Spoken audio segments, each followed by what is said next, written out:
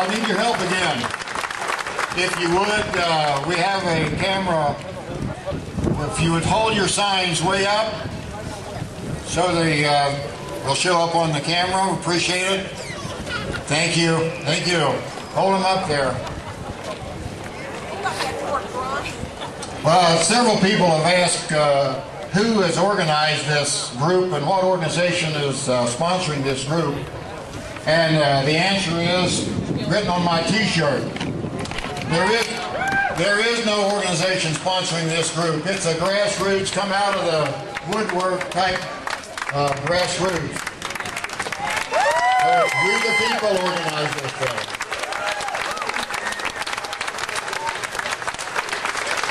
However, there are some folks who did some work in coordinating it, and our coach was one of our students here at our great university, K-State.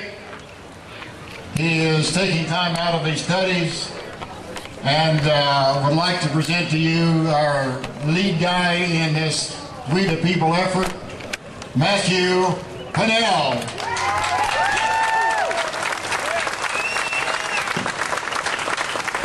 All right, well, just some background on, I believe it was towards the beginning of March, I started looking around to see who had organized a tea party in Manhattan.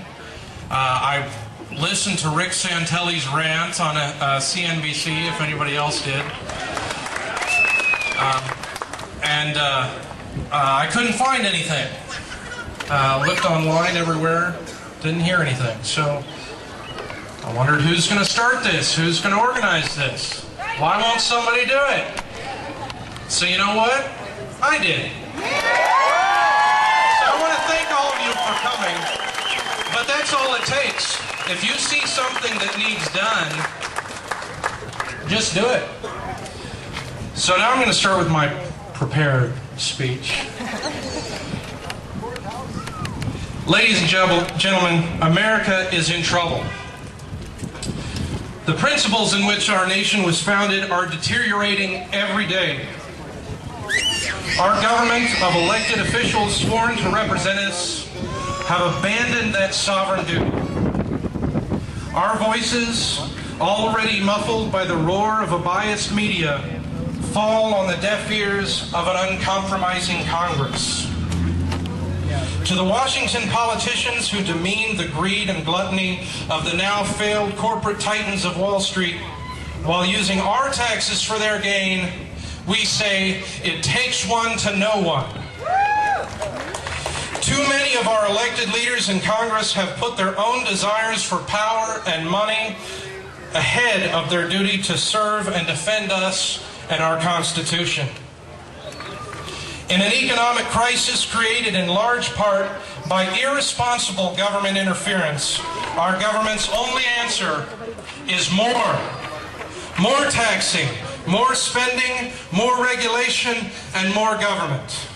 And if big government was the cause, how can bigger government be the solution?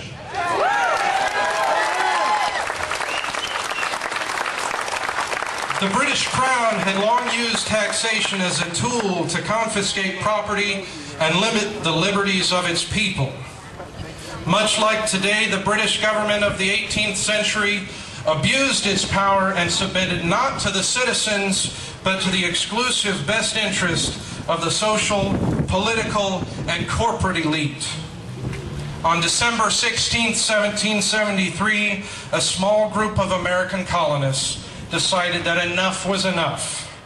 In a bold act of protest, the Sons of Liberty filled the Boston harbor with more than 45 tons of East India Company tea. The Boston Tea Party put into motion the events that would ultimately lead to the American Revolution.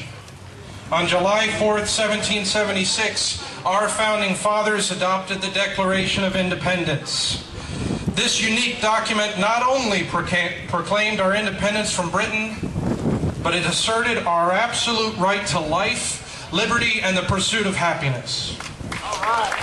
In addition to these, the Declaration of Independence ensured our right to protect ourselves from a government that becomes destructive. Furthermore, it established our right to alter, recreate, or even abolish a government that has ceased to fulfill the duties for which it was created. In the shadow of failed bailouts that have been squandered away by greedy CEOs and uncooperative labor unions, our government has passed unread legislation that will prove to be the largest and most costly expansion of government in the history of the world. Trillions of dollars are gone and wasted. Trillions more are set to be spent. We have stood and watched the America we love slip away. Our America once flourished in a system of free market capitalism. Our America thrived in a democracy centered around states' rights.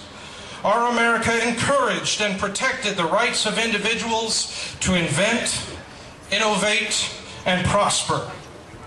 But now these acts are being punished by wrong-headed policy, bad regulation, and increased taxation. Too many of our elected politicians seem to think that this is their America. They hide behind closed doors and in secret meetings to casually pass legislation they can't even be bothered to read. The laws they saddle us with, the laws they pass saddle us with trillions of dollars of debt. This latest stimulus is quite literally a blank check drafted on the sweat, toil, and labor of every man, woman, and child in America.